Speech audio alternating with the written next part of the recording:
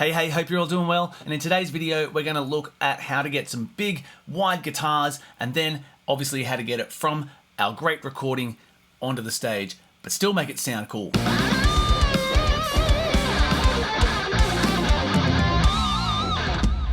So for all of these, I'm going to be using one of my own songs called Become the Demon. If you want to hear the whole thing, you can check it out in the links down below. And I've got a film clip link down there as well. So this is the project here. I, of course, do everything myself. We're going to be looking at the main riff, the intro riff. So we'll have a listen to it and then we'll break it apart.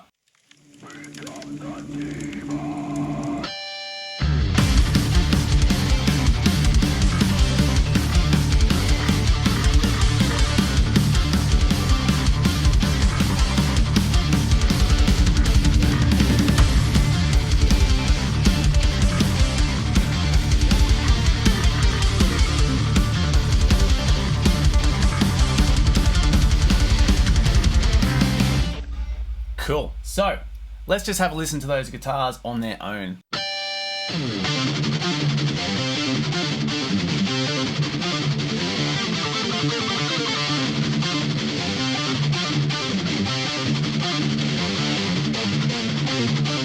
So that is the riff right there. Now you can see I've got 3 parts. I use my Marshall JCM 2000 on all of these. So it's the same amp, same cabinet. I think I changed the overdrives, but that's about it. So on each guitar, first of all, I've got a bit of this tape from Slate Digital, which is mad, virtual mix rack with the virtual channel and some EQ and compression, and EQ. The other side's more or less the same. So like I said, 3 parts. We've got one on the left, one on the right, then I've got this third one, which is called the JCM Octave. So that is all bust into this one, and it's going through this plugin, which works a little bit of magic, but it will finish up with that one. So on the left-hand side is this guitar. So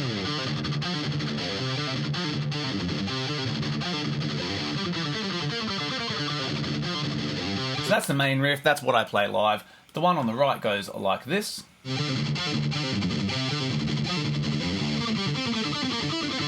So that's got the harmony on that one. And then this one right here does this.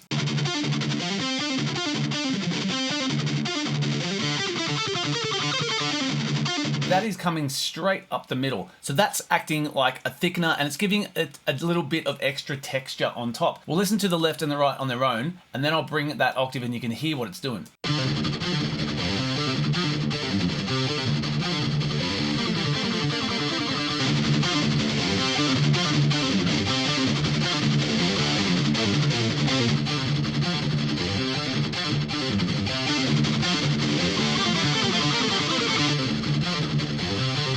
Sounds pretty cool, yeah? I don't necessarily think that this kind of thing works all the time. A lot of people double track their guitars left and right. That obviously works in a lot of cases. In this instance, I didn't opt for the double track. I liked that octave sound. I thought that was really, really cool. Now then, the plug-in at the end, this is from Softtube. So this is a multi-band compressor. There is a bigger version. This is the dumbed down version, and it comes with some presets, and you've got a blend knob. I've opted for the wide mix. That obviously separates things that little bit further. So I'll show you it in and out.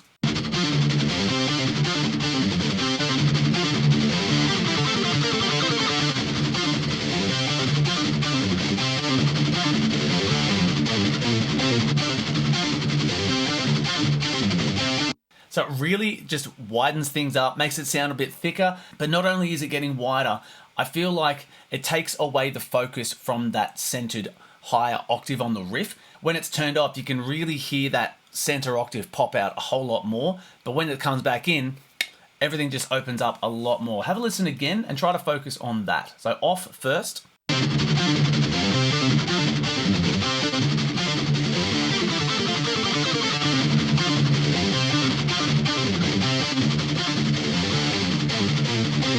Yeah, so for me, the center is still really quite prominent, but the outside, the width on those 2 guitars, just they pop up and they sound really, really big.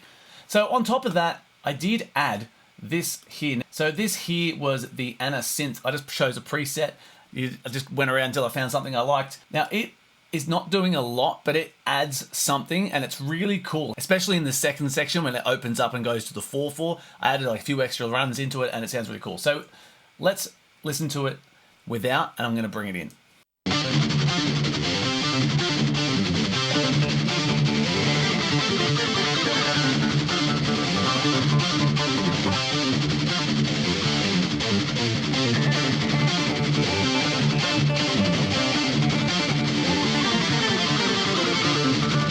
on that run down there, you'll be able to hear it. So the intro, the first half is just like this.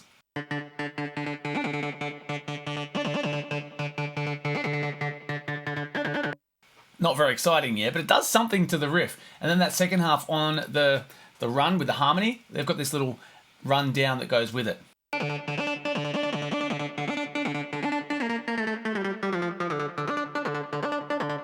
It's really quite cool.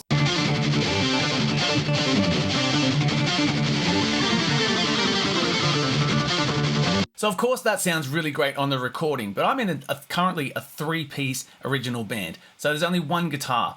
How am I going to replicate this in a live situation? Right now I have recently switched over to the Axe Effects, but I'm going to also show you how to do it in the HeadRush. I used to use the GT1000 on stage, and everything that I do in the Axe Effects is more or less the same kind of deal in the GT1000. So first of all, this right here is the patch. So on the riff, you remember I had that octave thing at the beginning. Now you can see here, I normally have that set to 30, I think it was, but I moved it up because it probably could come up just a little bit. I am experimenting with the enhance because I like a big stereo rig when I play live because, like I said, it's only one guitar, so I want it to sound like there's two. But I'm going to leave that off for this situation. So when I play live, everything is automated and it changes for me. I don't have to press anything, but I'm going to show you how to do it with your controllers on the floor. So this I've just mapped to this button here. Now it's a per preset, and I've just made sure that is pitch number 2. I recently got the Mission Engineering EP1 expression pedal. It's got the spring-loaded thing in it. So the spring always pulls the heel back down. And as soon as you press it, it engages something. So I've mapped this one here to an external one. And every time I press it, that goes up. And it pulls itself back down to the beginning. Here's the riff.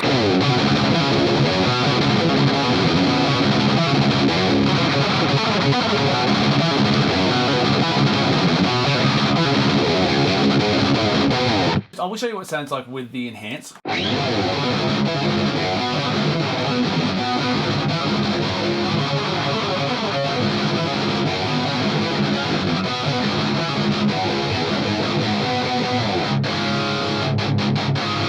So voice number 2, I've got this set to an octave higher, so it's literally just an octave higher. So we bring the mix up to 100%.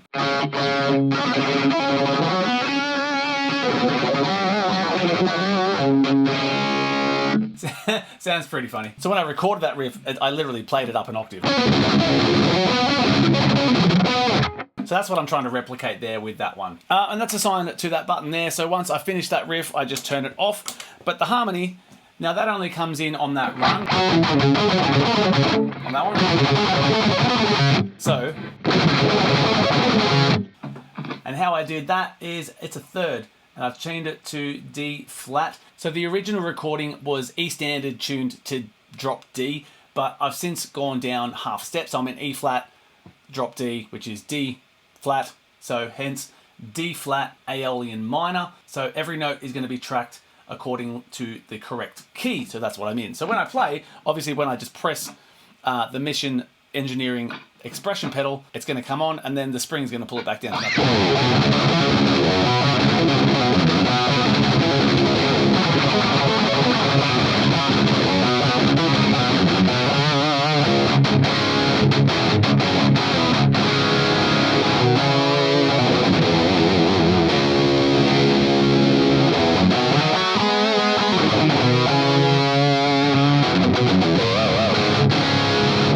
Nice. All right, HeadRush people, so this is what I would do. I don't think you can map the same amount of automation on the HeadRush as you can with the Axe Effects and the GT1000, so you'd have to press some buttons. So you can see I've got the smart harmonizer in here as well. I've got this mapped to this button here, so obviously you just press that on and off. So at the moment I've got that set to, so its scale is minor, C sharp, which is also D flat. Voice 1 is an octave higher, so that's that octave higher of that riff. And the voice 2 is the third. I've got the third assigned to the expression pedal. So with heel down, there's nothing there. The total mix is at 40% there. So let's off, here's the riff.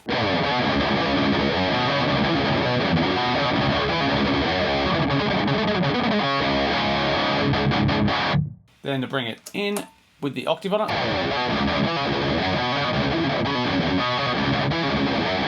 Then we adjust that, so we've got the third.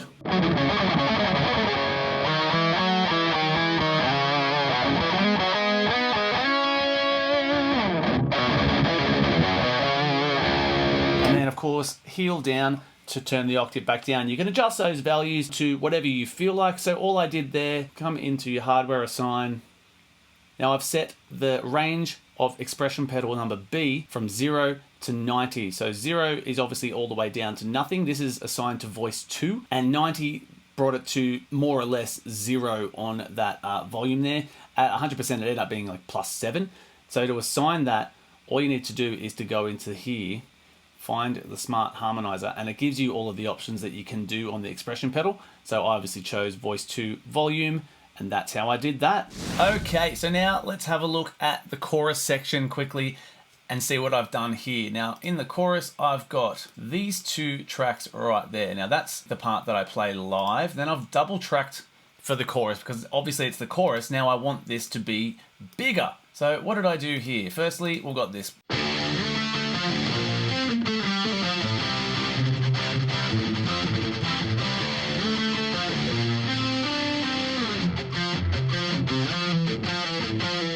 All right, cool. So that's the main riff, that one. Then I'm pretty sure I've just doubled here.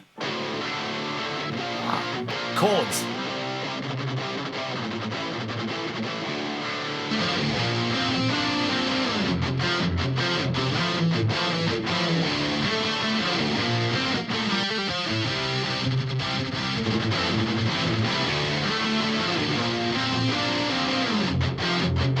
Sounds really big when you add those chords into it. If you take them away, it really does lose something. I like this riff. That's, like I said, what I play live.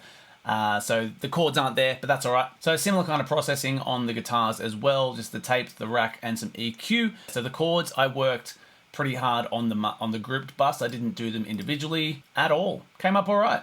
Good job. You'll notice I've panned the 2 riff tracks and the chords hard left and hard right because I want them to be hard left and right. If you start placing things around at say 80, 70, 50, 40, it sort of loses something. You don't get that space anymore. It doesn't separate things. It just makes it sound more muddled and less wide. Get things wider, it obviously sounds wider. Then on top of that, there are 3 extra lead lines here. So let's listen to it with them first, and then I'll show you what they do on their own.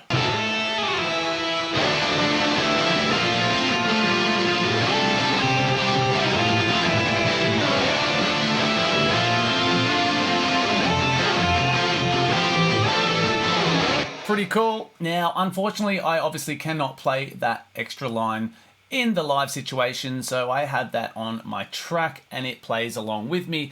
In hindsight, I wish that I'd turn this line down a little bit in the mix because I played the other part and I quite like the other riff, but you know, those are the decisions that we make. So this is the line on its own.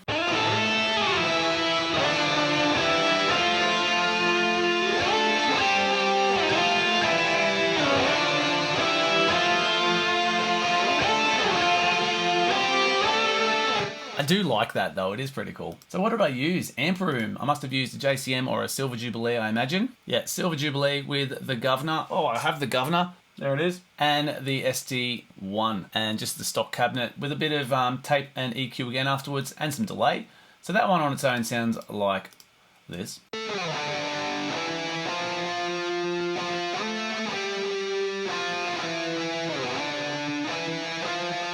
Sounds like that's an octave, that one. I don't remember, I recorded this ages ago. This one I did from my GT1000 Core.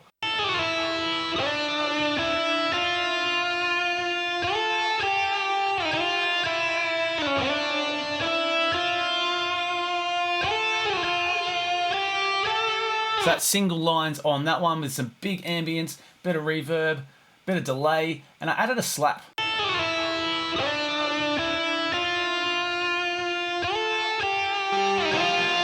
Oh, it's on that one as well.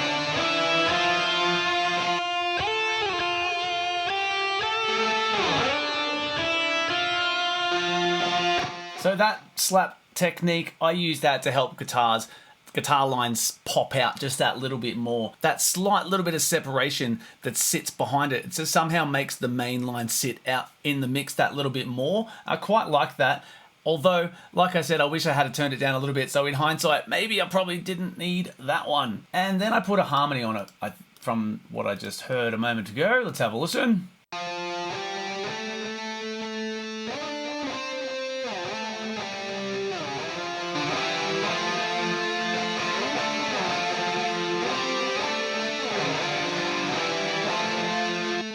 So it's panned off to the right, the other line's on the left, and this one is centered in stereo. And I imagine this is also a Jubilee, or potentially the 800, we'll see. Yeah, Jubilee again. So it's more or less the same settings, but it's an octave high. Oh no, it's not. It's a harmony. So obviously it sounds different, but it's the same tonality on that line. And they work really great together. So like I said, when I get to the stage, I play this main riff, but I've changed the effects on that because I still want them to be quite big. And because I'm playing that bit live, I want it to be obvious. This is the bit I'm playing live. The other line is just added in the track, in the background, to just to give that ambience and help the chorus build. Tracks are fine, guys.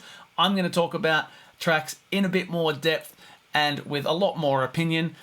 And that's going to be a lot of fun, so stay tuned and make sure you watch that one. So now this is what the chorus riff sounds like when I play live. I've just gone to a separate scene. Now in the chorus, what I did is I added some reverb, and I always EQ my reverbs so they don't get in the way, but they add something. And I've got this Dimension 3 chorus. Sounds like this.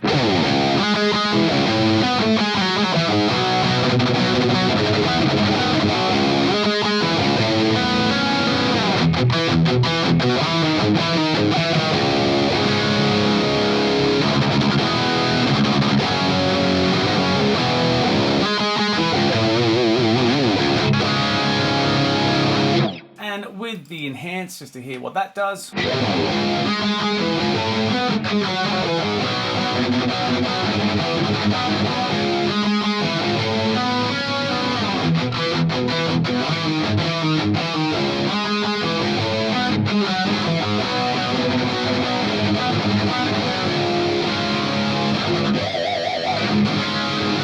So of course the enhance is 100% width and panned hard left and right. Does anyone use the enhance live? I'd love to hear your opinion. So like I said, I add the chorus and the reverb in just to give it a bit something else, make it feel like we're in a chorus, no pun intended. So we're lifting it from that verse and pre-chorus section, and we're now in this bigger, fuller sound, and that's what I was aiming for there with that riff.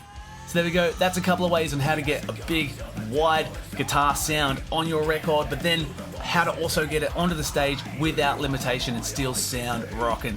Thank you so much for watching. Stay tuned. See you next time.